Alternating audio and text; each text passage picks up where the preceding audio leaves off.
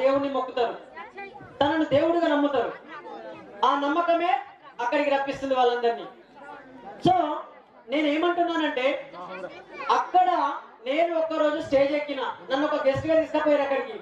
अरे मैं काम पर कुंडा रहता पर अपन गोरे वाले सीखी दो सर, अपन गोरे जातर गुరించి लड़ाई मारोस का सर, शेर गुరించి से गरीब गुరించి लड़ाई मारोस का सर, और गोरे जातर गुరించి भी लड़ाई मारोस का सर. देखा रे కనుక తాడి 2000 మంది ఆ స్టేజ్ దగ్గరికి వచ్చారు.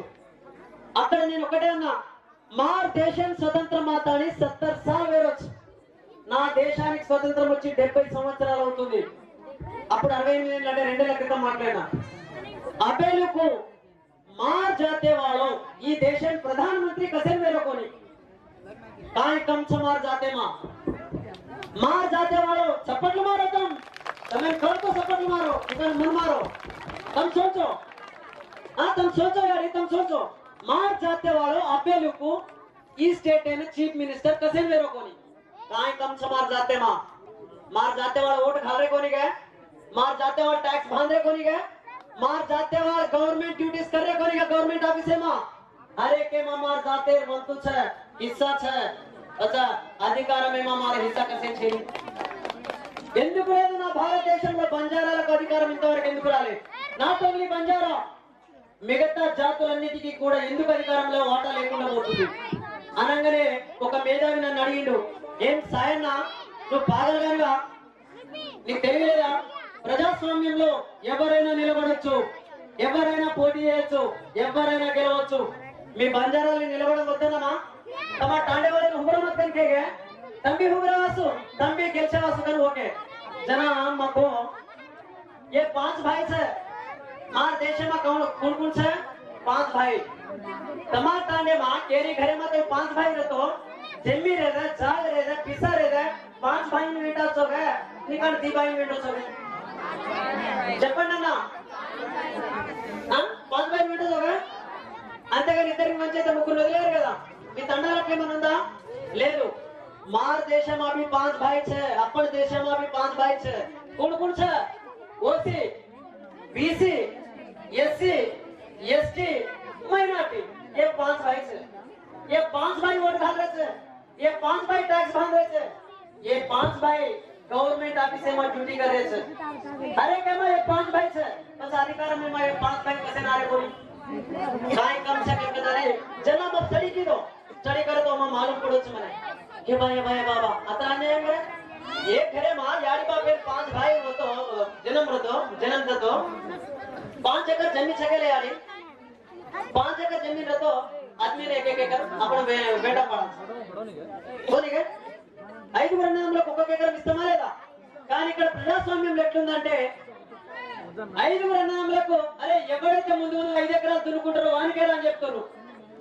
అయితే ఈ 5 వర్ణంల గురించి నేను చెప్పిన 5 भाई 5 तरीका छे ఒకైన గుడ్డైన కళ్ళు కనబడి మీకు గుడ్డైన 5 వర్ణంలలో ఒకైన గుడ్డైన ఆయన కళ్ళు కనబడి ఒకైన చెమిటైన ఆయన చెవులు వినబడు ఒకైన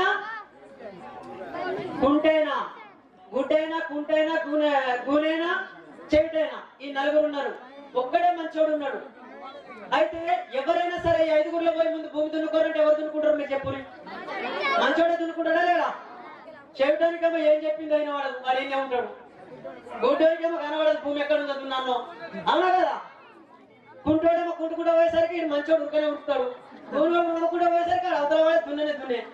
మరి వీళ్ళను అన్నట్టా లేదా చెప్పుని ప్రజాస్వామ్యంలో?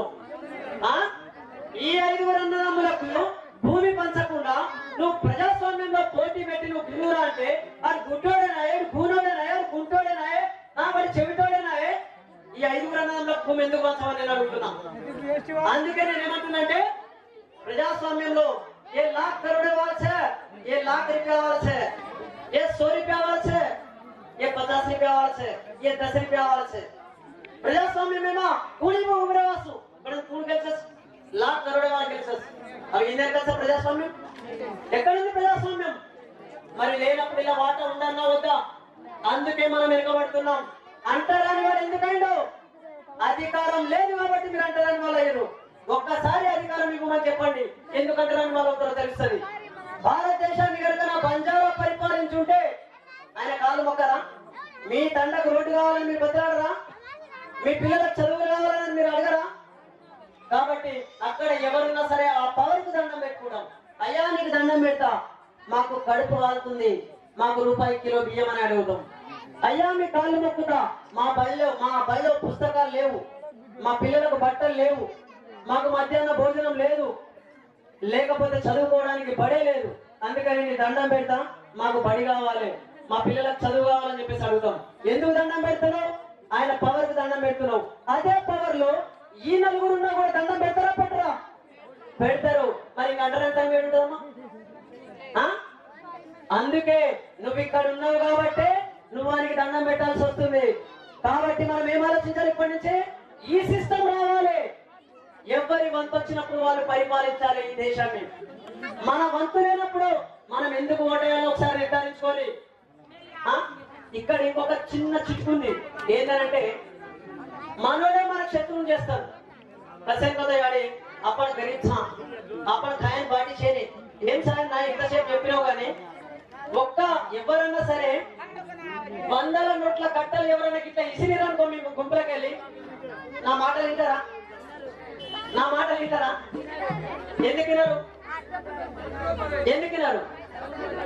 డబ్బులు అంటే మన కడుపు కాలుతుంది కాబట్టి కడుపు నింపేది కంటే సాయన్న మాట కాదు, అక్కడ ఎగురుతున్న నోటు. అందుకనే మీరందరూ ఆ నోటు చుట్టూ తిరుగుతారు, నా మాటలు పనిచేస్తారు. ఇప్పటి నుంచి చెప్తున్నామ్మా, ఆ నోట్లతోనే మిమ్మల్ని కొంటున్నారు. ఆ సమస్యల్ని మిమ్మల్ని పరిష్కారం చేయకుండా తాత్కాలిక పరిష్కారం చేస్తూ మిమ్మల్ని ఎప్పుడు సమస్యలను ఉంచుతున్నారు. ఏ మీరు ఎంత గరీబులు అయితే ఎప్పుడు అర్థమైందా మీకు? ఇంతవరకు కాలే కదా? 2 రకాల పన్నులు కడతారమ్మా ఎప్పుడైనా సరే. మీరు ప్రజలు 2 రకాల పన్నులు కడతారు. బాయు సాములో అబ్బవ ఎగ్జామ్ ప్యాడ్స్ పరీక్షలు వంచాలి మన పిల్లలకు. అయితే 2 రకాల పన్నులు కడతారు. ఎట్లా? ఒకటి డైరెక్ట్ పన్ను. గవర్నమెంట్ కి ఏమైనా పన్ను కడుతురా మీరు? కరెంట్ బిల్ కడుతురా? కరెంట్ బిల్ ఎవరు వసూలు చేస్తారు? డైరెక్ట్ గవర్నమెంటే కదా.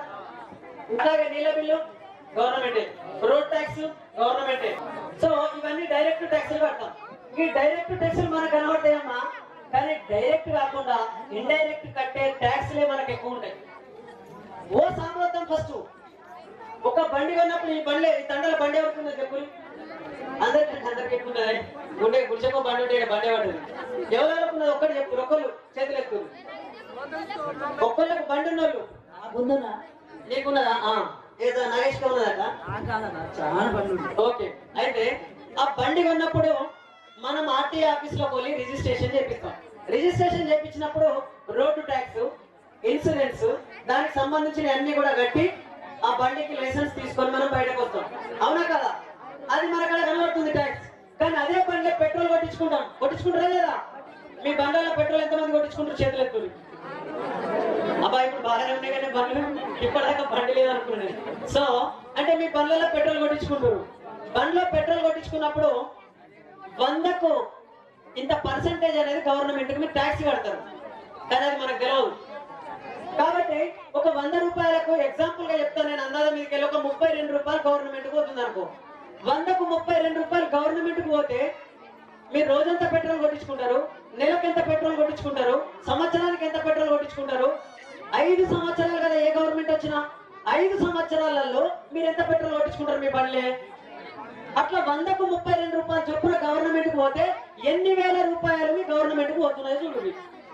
మీరు అర్థం చేసుకోవాలి. ఇక పోనీ పెట్రోల్ అనేది మీకు అర్థం కావడం కోసం చెప్పిన ఏంటంటే బండి కొట్టే ఇట్లా పెట్రోల్ అయితే ఒక ఇట్లా ఇండైరెక్ట్ గా పోతుందని. కానీ అది ఒక్కటి కాదమ్మా. ఉప్పు, పప్పు, కారం, నూనె, బియ్యము, సబ్బులు, సరుకులు, పేస్టులు, బ్రెడ్, చెప్పులు, బట్టలు, అట్లాగే ప్రతి దాని మీద కూడా గవర్నమెంట్ ట్యాక్స్ పోతుంది. ఆ ఇండైరెక్ట్ గా ట్యాక్స్ పోతుంది కాబట్టి వాళ్ళు కోట్ల రూపాయల ట్యాక్సెస్ మనం కడుతున్న సంగతి మనకు తెలియదు. నేను ఇలా ఒక టాబ్లెట్ కొంటే నాకైనా అదే రేట్ ఉంటుంది, మీ తండలు ఉన్నటువంటి మీకు కూడా అదే రేట్ ఉంటుంది. మరి ఒక టాబ్లెట్ నేను 10 రూపాయలు పెట్టి కొంటున్నా, అదే ఒక టాబ్లెట్ మీరు కొంటున్నారు. అదే ఒక 10 రూపాయల టాబ్లెట్ రోజుకు 1,00,000 రూపాయలు సంపాదించుకోవడం కూడా అదే కొంటున్నాడు. మరి ఈ 10 రూపాయలకేమో భారం అయిపోయాయి, 1,00,000 రూపాయలకేమో ఈజీ అయిపోయాయి. ఇక వాళ్ళతో మనం ఎక్కడ పోటీ పడతాం, ఎక్కడ గెలుస్తాం? అందుకే నేను ఏమంటున్నానంటే ఈ సిస్టమ్ వచ్చిందనుకో, ఇది అన్ను కడితే అవ్వచ్చు. అమ్మా ఇది చూడరన్నా, ఇట్లా అనుకుంటూ వస్తారు మన ఇళ్ళ వచ్చారు ఎప్పుడైనా మీ దగ్గరికి ఇట్లా ఇక ఇది ఒక్కటే చెప్పి ముగిస్తాను నేను ఇక ఇప్పుడు పరీక్షలు వంచుతాం అయితే ఇట్లా అంటే ఏంటో తెలుసా మీకు ఏ అందరూ అంటారు ఇక రేపు ఈ పాట ఆ పాట కాదు అన్ని పాటలు ఇట్లే అంటున్నాయి ఇదేంటో తెలుసా అది చెప్తారు వి ఫర్ విక్టరీ అంటారు ఇది వి ఫర్ విక్టరీ కాదు ఏంటో తెలుసా అలా మనసులో ఉంటది మీరికి విక్టరీ అని చెప్తారు కానీ అలా మనసులో ఏముంటదంటే అయితే నువ్వు అనగలు లేకుంటే నేను అనగలుస్తా అయితే నువ్వు అన్నుండి లేకుంటే నేను అనుకుంటా ఇక మూడో మనిషి మధ్యలోకి రానియద్దు ఇక గీరాల ఉద్దేశం అందుకే ఇలా అనుకుంటూ రావడం వల్ల ఏమవుతుందంటే అన్న ఒక పార్టీలో ఉంటాడు తమ్ముడు ఒక పార్టీలో ఉంటాడు అవునా కదా ఏ పార్టీ గెలిచినా వాళ్ళ పనులు సక్సెస్ అవుతాయి మన బతుకులు ఇట్లనే ఉంటాయి భారతదేశానికి స్వతంత్రం వచ్చి 70 ఏళ్ళు అవుతుంది 70 ఏళ్ళలో మరి నా తండ పరిస్థితి ఏం మారింది ఒకసారి చూడడం అని చెప్పు అయితే మకాయి గెలుస్తుందో 5 भाई వెంటారతో OC BC SC ST minority 5 भाई वेंटा पड़ा तो पूरा उसको ये तप्पू की जो पहले ये सही कर ये तप्पू करो तो ये तो सही कर ये तप्पू करो तो ये तप्पू करो तो ये मैं 5 भाई में पूरी तरह एक सही करे वाला से निकाल नो करो तो निकाल तो दो निकाल मत रुचो अन्नो करे शेर का मकान के रखो तो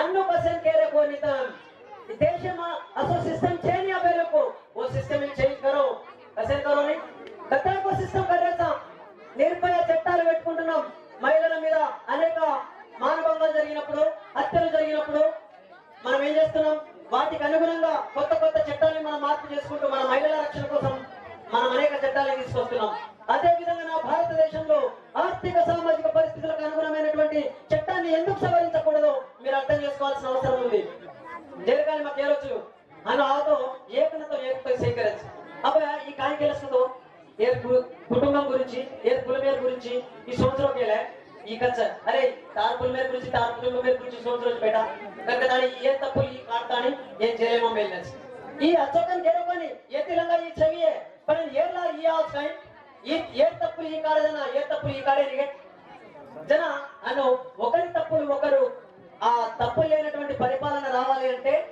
ఇలాంటి రొటేషన్ పద్ధతి రావాలనేది మా ఉద్దేశం దానికి మీకు నచ్చితే మీరు సపోర్ట్లు కొట్టురన్నా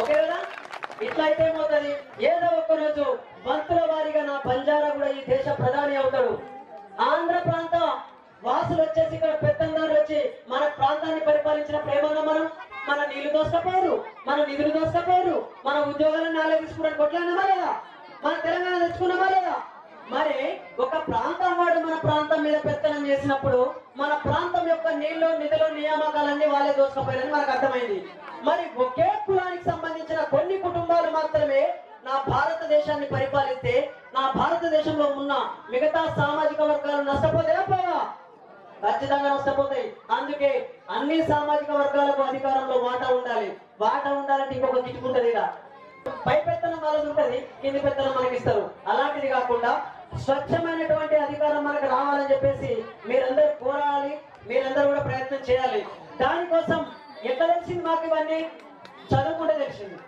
చదువుకోవడం వల్ల రాజ్యాంగంలో మేము అనుకున్నాం అరే కులం లేదంటారు ఏం లేదంటారు కానీ రాజ్యాంగం ఎట్లా గుర్తిస్తుంది మనల్ని నీ పేరేంది మీ నాన్న పేరేంది నీ కులం ఏంటి तार नाम काय तार बापेर नाम काय तार कुलम पूछो तू राज्यांग में मत छे तार तो कुलम छगन కదా అని फिर కులం చేరికం కొదకు అందుకే రాజ్యాంగంలో కులం ఉన్నంత వరకు మన కులం ఉంటది మిత్రులారా కాబట్టి కులం లేదు ఏం లేదు అది లేదు ఇది లేదు అని మన బురిడీలు కొట్టిస్తే కులం లేదు అనకండి కానీ కులంలో అంతరాలు ఉన్నాయి ఆ అంతరాలను తొలగించే విధంగా మీరు ప్రయత్నం చేయండి అంతేగాని కులం లేదనంటే ఎట్లా కాబట్టి ఆ కులానికి అధికారంలో వాటా ఇవ్వండి అదే మా ప్రయత్నం అదే విధంగా ఇవన్నీ ఎప్పుడు తెలుస్తున్నాయి ఎట్లా తెలుస్తున్నాయి అంటే చదువుకుంటే తెలుస్తాయి దయచేసి మీ పిల్లల్ని చదివించండి మీ పిల్లలందరినీ కూడా చదివించండి ఒకవేళ చదువుకునే స్తోమత లేకపోతే మా అమ్మ అసోసియేషన్ కి చెప్పండి మాకు సాధ్యమైన వరకు మాకు చేతనైన వరకు మీకు సహాయం చేస్తాం